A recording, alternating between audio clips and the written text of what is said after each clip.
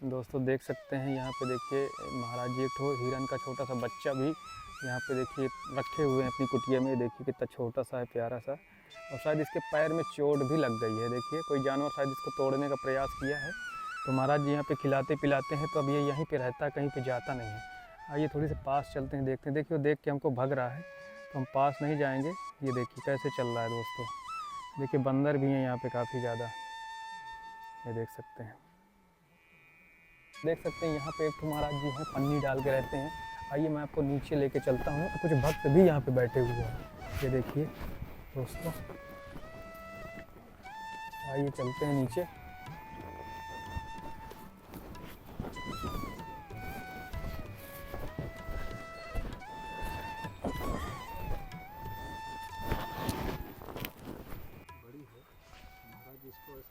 तो वो बांध रखा है, वो भद्र हो गए थे ना, तो बाल छोटे हैं तो ये अकेली रहती है। जी जी। शोभा बढ़ा रही है आपकी। अरे शोभा है तो ये बालों से कोई शोभा है क्या? नहीं शोभा नहीं, मतलब देखने में बालों से शोभा नहीं होती है। बाल तो हैं, बढ़ेंगे ही, जब काटेंगे नहीं तो बढ़ जाते हैं, बिल्कुल। तो जटाएं तो बढ़ती हैं। इसमें क्या शोभा? शोभा ठाकुर जी के भजन से है। महाराज जी आपका गुरु स्थान कहाँ पे है? हमारा गुरु स्थान वृंदावन मलुक पीठ। अच्छा महाराज जी। मलुक पीठ स्थान है हमारा। अच्छा। हमारे महाराज जी प्रवचन भी करते हैं, श्री राजेंद्र दास जी महाराज, जी जी। मलुक पीठाधीश। आप तो महाराज जी प्रेमानंद महाराज जी से मिले होंगे। हाँ जानते हैं हम, जी। वृंदावन में ही तो रहते हैं। बहुत ही सरल स्वभाव के संत हैं, कहते हैं। संतों का स्वभाव सरल ही होता है, जी। समझ रहे हो। और जिसका स्वभाव ही सरल नहीं है तो वो सरलता के मार्ग पर आगे कैसे बढ़ सकता है? जी जी बिल्कुल। संतों का स्वभाव सरल ही होता है ना। और जिसके जीवन में संतत्व ही नहीं है तो वो संत कैसा है? बिल्कुल। तो जितने भी भक्त हैं दोस्तों, जो महाराज जी से प्रश्न और भी उत्तर लेना चाहते हैं महाराज जी से, तो ले सकते हैं। महाराज जी उसका उत्तर ज़रूर देंगे। जो भी आपके अंदर विचार आते हों तो उनको पूछिए, महाराज जी उसका उत्तर ज़रूर देंगे। महाराज जी जैसे बहुत से भक्त हैं वो नहीं आ सकते और वहीं घर में बैठ के साधु संतों का सत्संग सुनते हैं, तो क्या इसका कुछ लाभ मिलता है?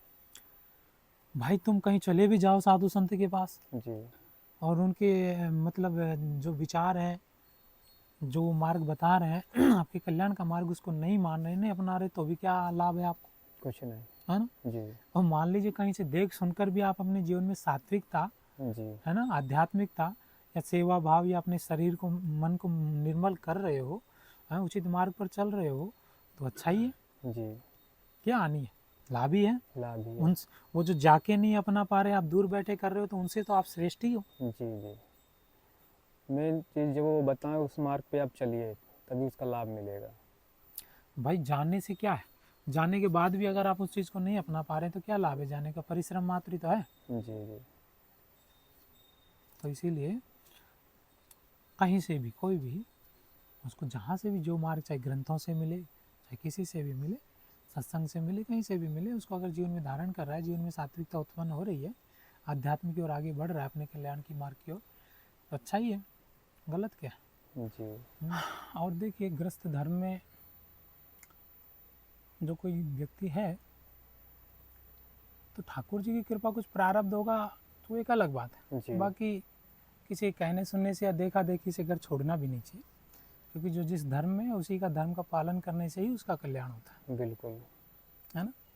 और वो कोई प्रारब्ध ही होता है तो उसको कोई कितना भी कहे, कितना भी रोकने का प्रयास करे, ठाकुर जी भी चाहें तो भी वो नहीं रुकेगा। जी। तो वो एक अलग बात होगी। बाकी देखा देखी या किसी कारणवश घर नहीं छोड़ना चाहिए। जब तक यथार्थ रूप से हमको संसार समझ में ना आए, विषय भोगों से जब तक हमारी उपरामता ना हो, जब तक हमको इस संसार से, इस शरीर से उपरामता ना प्राप्त हो, है ना, इस संसार का सत्य जब तक हमको ज्ञात ना हो, तब तक कहने सुनने से या देखा देखी से घर नहीं छोड़ना चाहिए। अगर घर इस स्थिति में घर छोड़ भी देता है ना, तो भी कोई लाभ नहीं होता है, क्योंकि बाद में जाके वही दुनिया का प्रपंच उसके जीवन में उत्पन्न हो जाता है, फिर से वो पुनः उसी मार्ग पर अग्रसर हो जाता है, तो उससे कोई लाभ नहीं होता। महाराज जी बहुत से भक्तों के सवाल रहते हैं कि जैसे हम लोग एक अध्ययन करते हैं तो मतलब शास्त्रों के हिसाब से चलना सही है कि मतलब अनुभव के हिसाब से? शास्त्रों में क्या लिखा है?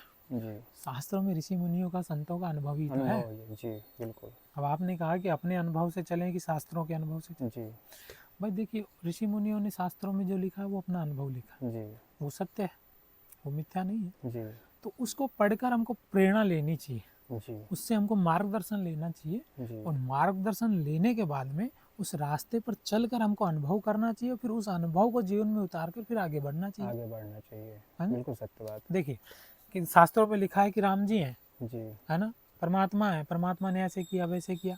आपने तो नहीं देखा है, आपने तो पढ़ा है, जी शास्त्रों में लिखा है इसलिए आपने पढ़ा, आपने विश्वास कर लिया, मान लिया। अब आपने पढ़ लिया, मान लिया, सुन लिया, ठीक है वहाँ तक, लेकिन अब वहीं तक मत रहो, आप उस मार्ग पर चलकर स्वयं अनुभव करो। तो वही विवेक होता है, वही ज्ञान होता है। स्वयं जी का जी अनुभव, अनुभव को ही विवेक कहते हैं, विवेक को ही ज्ञान कहते हैं, है ना। तो किताबों में जो है ना वो मार्गदर्शन है, बिल्कुल ऋषि मुनियों ने जो ग्रंथों में लिखा है वो उनका अनुभव है जीवन का, वो मार्गदर्शन है। तो वो मार्ग बता रहा है हमको उस मार्ग पर चलकर स्वयं जीवन में अनुभव करना है। तो बाकी तो दूसरे के हाथ में अगर दीपक है और उसके सहारे से हम चलेंगे, तो वो अपना अगर दीपक बुझा दिया तो हम तो अंधेरे में हो गए ना। बिल्कुल। तो दूसरे के कंधे पे रखकर बंदूक नहीं चलाई जाती। मतलब अपना दीपक स्वयं बनना पड़ेगा। हाँ, अप्पो दीपो भव, भगवान बुद्ध ने कहा है ना, अप्पो जी दीपो भव, अपना दीपक अपना प्रकाश स्वयं बनो। स्वयं बनो। तो इसलिए मार्गदर्शन तो ठीक है जी भाई, गुरुजन संत क्या करते हैं, सब मार्गदर्शन ही तो करते हैं, जी मार्ग तो दिखाते हैं, चलना तो उसको व्यक्ति को स्वयं ही पड़ता है, उस मार्ग पर बिल्कुल अनुभव तो बिल्कुल स्वयं ही करना पड़ता है ना। और उसके जीवन का सत्य वही होता है जो उसने अनुभव किया है। बिल्कुल। तो जब तक मार्ग में चलेंगे नहीं तब तक उसके मतलब अच्छा है कि बुरा है तब तक परिचय नहीं होगा। आप भाई जंगल में आए हैं, जी तो अब आप इस जंगल में जब तक नहीं आए थे तब तक आपको इस जंगल का अनुभव थोड़ी था। नहीं था। बिल्कुल सही है। अब आप आए हैं, यहाँ घूम रहे हैं, तो मार्ग यहाँ के कैसे हैं, संत कैसे हैं, रहनी कैसी है, दिनचर्या कैसी है, कौन कैसा है, क्या खतरा है कि नहीं है ना, बिल्कुल कहाँ कांटे हैं, कहाँ उबड़ खाबड़ है, कहाँ से रास्ता है, कहाँ से नहीं है। यहाँ आने के बाद ही तो आपका अनुभव हुआ ना। बिल्कुल वहाँ से कहीं अपने घर में रहकर चित्रकूट करते रहते तो यहाँ का पता चल जाता क्या, नहीं चलता। आना पड़ा ना। इसे अनुभव कहते हैं। उस रास्ते बिल्कुल पर चलोगे तभी तो आपका अनुभव होगा उस रास्ते का, जी कि कहाँ गड्ढा है कि नहीं है ना, कहाँ रुकना है, कहाँ नहीं रुकना है, कहाँ जल स्रोत है, कहाँ सुधार निवृत्ति का साधन है ना, कहीं खतरा तो नहीं है। जी जी ये जी सारी चीज़ें आपको जब स्वयं चलोगे ना, अब मान लीजिए किसी ने बता दिया आपको रास्ता, जी वो बता तो दिया उसने रास्ता, लेकिन उस रास्ते का अनुभव जब आप स्वयं जाओगे ना उस रास्ते पर तब ही होगा, उसके तभी बताने से होगा। अनुभव नहीं होगा। तो बिल्कुल वैसे ही शास्त्रों में जो लिखा है वो सत्य है ना, वो बिल्कुल ऋषि मुनियों का अनुभव है, उन्होंने भविष्य देख कर लिखा है ना, वो मिथ्या नहीं है। लेकिन अब उस मार्ग पर आप जब तक चलोगे नहीं तो वो किसी काम का नहीं है। उस पर चलना पड़ेगा और खुद का अनुभव उसमें करना पड़ेगा।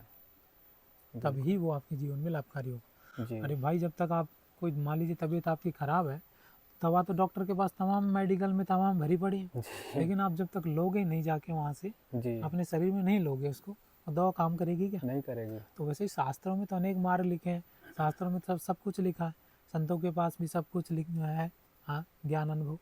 लेकिन आप जब तक मान लीजिए उस चीज़ को अपने जीवन में नहीं उतारोगे, नहीं ग्रहण करोगे, तब तक जी कैसे लाभ करेगा आपको, ठीक थोड़ी कर देगा, नहीं कर पाए। तो इसलिए उसको लेना पड़ेगा आपको। महाराज जी, बहुत से भक्तों के सवाल रहते हैं कि जैसे जो भक्त दान करते हैं, तो जैसे कोई गलत तरीके से कमाता है और उसको दान करता है, क्या उसका कुछ उसके जीवन में लाभ मिलता है उसका? देखिए,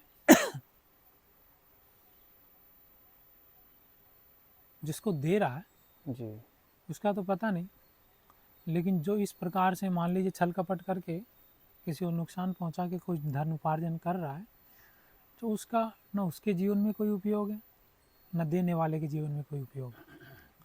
मान लीजिए किसी को दे भी दिया, उसने दान कर भी दिया, तो उस दान वो मान लीजिए कर रहा है ना, तो जैसे मान लीजिए हमको उसने दान किया है ना, जी तो वो हमारे पास भी वो धन जो है ना किसी ना किसी माध्यम से ऐसे व्यर्थ ही चला जाएगा, सदकार्य में उपयोग नहीं होगा, क्योंकि वो जी। गलत जगह से उत्पन्न हुआ धन है। तो मान लीजिए वो हमारे पास आ भी गया ना, तो वो हमारे पास से भी किसी गलत मार्ग में चला जाएगा, किसी ना जी। किसी प्रकार से किसी गलत उपयोग में चला जाएगा, है ना। मान लीजिए कुछ गड़बड़ हो गई या कुछ और कुछ करना है, तो उस सिस्टम गलत, मतलब वो जीवन में उपयोग सही दिशा में नहीं होगा, आध्यात्म की ओर नहीं होगा उपयोग जी उसका, अगर गलत मार्ग। क्योंकि धन की ऊर्जा होती है, धन दो प्रकार का होता है, एक देवी संपत्ति होती है, एक आसुरी संपत्ति होती है।